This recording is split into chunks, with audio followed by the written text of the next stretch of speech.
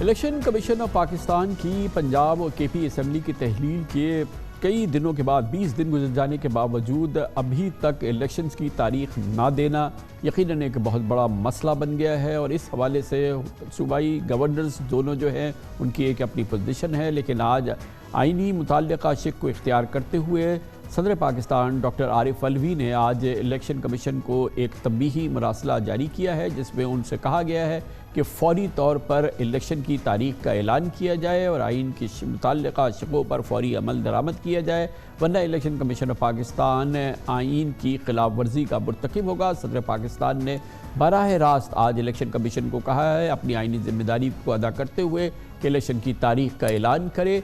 आज भी election commission इस हवाले से फ़िलहाल खामोश है। गो कि हमारे इस प्रोग्राम में तमाम माहिरीन आइन और कानून बार बार ये कहते रहे हैं कि हर लिहाज से पाबंद है इलेक्शन कमीशन ऑफ पाकिस्तान के 3 महीने के अंदर असम्बली तहलील होने के अंदर इलेक्शन करा दिए जाए, और इस सूरत हाल में पंजाब और केपी के अंदर ये इलेक्शन फौरी तौर पे होने चाहिए 90 दिन के अंदर। और यही सिविल सोसाइटी का भी मुतालबा है जो कि सामने आता रहा है। इसी दौरान आज एक और अहम डेवलपमेंट जिसका भी हमने जिक्र किया, 43 अरकान पाकिस्तान तहरीक इंसाफ के जिनको इलेक्शन कमीशन ऑफ पाकिस्तान ने डी नोटिफाई कर दिया था, उनकी रुकनीत कौमी असम्बली की ख़त्म कर दी थी उनके पुराने इस्तीफ़ों की बुनियाद पर, और स्पीकर कौमी असम्बली की जो डिटर्मिनेशन थी उसकी बुनियाद पर उस डी नोटिफाई करने को मुअत्तल कर दिया लाहौर हाई कोर्ट ने। और अब ख्याल ये है कि बकिया अरकान कौमी असम्बली के PTI के जिनके इसी अंदाज में उनके इस्तीफ़े मंजूर किए गए और उनको डी नोटिफाई किया इलेक्शन कमीशन ऑफ पाकिस्तान ने, ये मामला भी आला अदलिया में जाएगा, जहां पर अब आज का फैसला जो है वो एक नज़ीर बन सकता है आगे की राह के हवाले से। इन तमाम मामलात पे आइनी कानूनी राय हासिल करते हैं, मुस्तनद आइन और कानूनी राय हमें देंगे पाकिस्तान के नामवर सीनियर कानूनदान साबिक सदर सुप्रीम कोर्ट बार एसोसिएशन मोहतरम जस्टिस रिटायर्ड रशीद रिजवी। बहुत बहुत शुक्रिया जज साहब आपने हमें ज्वाइन किया है। ये फरमाइएगा कि आज बिलाखिर सदर पाकिस्तान ने ख़त लिखा इलेक्शन कमीशन को कि पंजाब और केपी की असम्बली तहलील हुए 15 दिन से ज़्यादा हो गया है, और आपने अपनी आइनी और कानूनी जिम्मेदारी के हवाले से अभी तक तारीख़ नहीं दी है इलेक्शन की, और उस पर उन्होंने तंबीही मरासला लिखा है और उनको एक तरह से कहा है कि फ़ौरी तौर पर आप तारीख़ का ऐलान करें। जो इलेक्शन कमीशन मुसलसल खामोश है इन असम्बलीज़ के तहलील होने के बावजूद, और फिर अब सदर की इस मामले में हमने एक तरह की इंटरवेंशन देखी है, इस पर आप क्या कहेंगे? ये होना नहीं चाहिए था। मैं तो समझता हूँ कि जब गवर्नर ने डिसोल्यूशन ऑफ असेंबली का नोटिफिकेशन जारी किया था, उसी में उन्हें 90 दिन के अंदर अंदर तारीख दे देनी थी इलेक्शन की, इसलिए कि इलेक्शन के लिए ये भी नहीं आप इंतज़ार कर सकते हैं केयर टेकर गवर्नमेंट का, आप दे सकते हैं उससे पहले भी माफ़ी चाहता हूँ, उससे पहले भी आप कर सकते हैं, इसलिए कि ये बिल्कुल बहुत क्लियर और वाज़ेह मैंडेट है कॉन्स्टिट्यूशन का, आर्टिकल 224 की क्लॉज 2 का, कि जी अगर डिसोल्यूशन होता है असेंबली का, चाहे नेशनल हो प्रोविंशियल हो, 90 दिन के अंदर इलेक्शन करवाना है, और 14 दिन के अंदर अंदर रिज़ल्ट, उसके 90 दिन के बाद 14 दिन के अंदर अंदर रिज़ल्ट फाइनलाइज हो जाने चाहिए। तो अब ये समझ में नहीं आ रहा है कि हर जगह गुमसुम खामोशी छाई हुई है।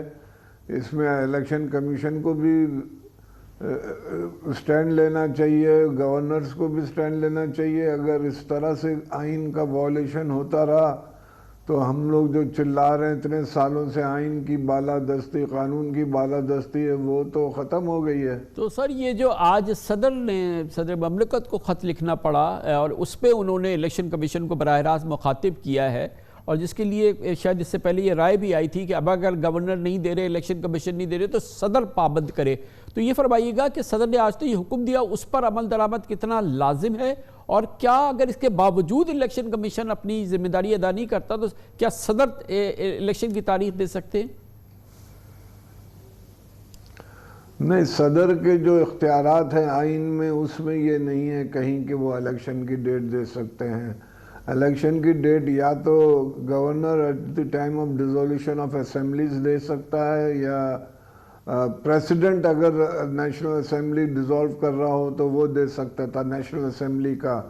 ये तो प्रोविंशियल चैप्टर है और इसमें गवर्नर या फिर इलेक्शन कमीशन आज जो उन्होंने खत लिखा है इसकी कानूनी अहमियत क्या है, जैसा आप ये फरमाइएगा। इसकी इतनी कोई कानूनी अहमियत नहीं है, इसलिए कि ये जो कॉन्स्टिट्यूशन में इख्तियारात दिए गए हैं सदर के, उसमें उनके ये इख्तियार नहीं है।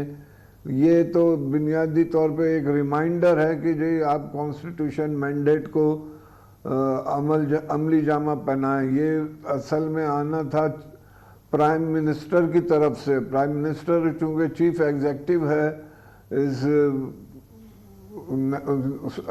उसका हुकूमत का, उसको ये डायरेक्शन देनी थी कि आप इलेक्शन करवाएं असेंबली को। अब चूंकि प्राइम मिनिस्टर ने नहीं कहा है तो सदर ने अपने अख्तियारात इस्तेमाल किए हैं और सिर्फ तवज्जो दिलाई है आइन की मैंडेट की पासदारी की। 217 में आइन की शिक 217 में सदर के इस रोल के हवाले से बाकायदा तहरीर है कि अगर वो इसके बावजूद ना करे इलेक्शन कमीशन किसी सूरत से, तो सदर इसमें मज़ीद इंटरवेंशन कर सकते हैं और शायद तारीख खुद दे सकते हैं। इलेक्शन एक्ट 2017 के मुताबिक इलेक्शन एक्ट में आएगा जी हाँ, इलेक्शन एक्ट में होगा, लेकिन कॉन्स्टिट्यूशन में तो नहीं है। मैंडेट तो इलेक्शन कमीशन का ही है कि वही इलेक्शन होल्ड करेगा। तो अब ये आपकी राय में इलेक्शन कमीशन को अब फौरी तौर पे, वैसे तो ये मामला लाहौर हाई कोर्ट में है और कल इस सिलसिले में शायद कोई एक हुक्म भी आए, लेकिन वैसे इलेक्शन कमीशन को अब इसमें बिला ताखीर तारीख का ऐलान कर देना चाहिए आपके ख्याल में? बिल्कुल बिल्कुल, इतनी रेस्पेक्ट और ऑनर तो देना चाहिए प्रेसिडेंट के ख़त को।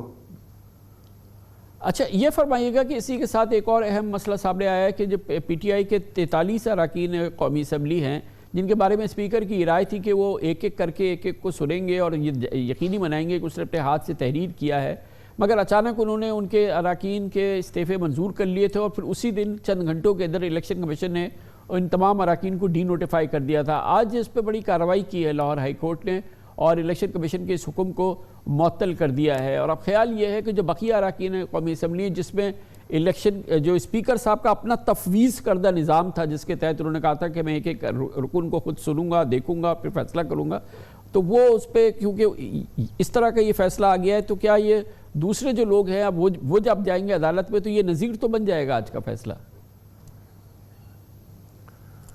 नहीं, वो लोग बहुत लेट हो गए हैं। वहाँ पे दूसरे जो पहले बैच था उसमें तो इलेक्शंस की डेट भी आ गई है और उसमें मुश्किल होगा। ये लोग बहुत टाइमली आ गए थे।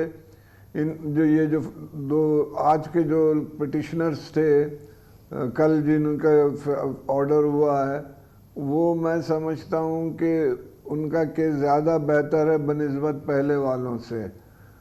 ये लोगों ने ऐलान किया था कि हम वापस जा रहे हैं असेंबली में और दूसरे दिन स्पीकर ने उनके जो है रिजिग्नेशन एक्सेप्ट कर लिए हैं। ये मैलाफाइडी इन लॉ है। फिर जब ये बयान अखबारों में आ गया था, हर जगह आ गया था, पब्लिक हो गई था ये स्टैंड उनका कि वो कल पार्लियामेंट में जाएंगे और पार्टिसिपेट करेंगे, फिर अचानक एक्सेप्ट कर लेना, ये तो बदनीयती है मैं समझता हूँ स्पीकर की। अच्छा, ये फरमाइएगा कि जहाँ एक जानिब पंजाब KP की असम्बलीज़ को तहलील हुए हुए 20 दिन के करीब हो गए हैं, तमाम चीज़ें हो गई हैं, मगर तमाम जो हुकूमती ज़िम्मेदारान हैं उनकी दामे वर्मे सुखने वो ये चाह रहे हैं, कह रहे हैं और अमलन उसका इजहार कर रहे हैं कि इलेक्शन ना हो पंजाब और KP में सूबाई असम्बलीज़ के। आइन इसकी इजाज़त दे देगा किसी भी सूरत में? मैं नहीं समझता, अनलेस वो कोई इमरजेंसी डिक्लेयर करें, उसके बगैर इमरजेंसी प्रोविजंस इन्वोक किए वो नहीं एक डिले कर सकते। आपके ख्याल में इलेक्शन लाजिम है? क्लियर मैंडेट है, बिल्कुल बिल्कुल क्लियर मैंडेट है कॉन्स्टिट्यूशन का 90 डेज। क्योंकि क्यों इतना पाबंद किया? क्योंकि क्या आपके ख्याल में इस बात का खदशा है कि अब जैसे मिसाल के तौर पे ये इजाज़त हो जाए उसके बाद फिर एक ये वतीरा ही बन जाए कि क्योंकि हालात तो पाकिस्तान में कभी भी मिसाली तो होते नहीं हैं, तो फिर इलेक्शन का इल्तवा तो एक फिर मामूल का अमल बन जाएगा?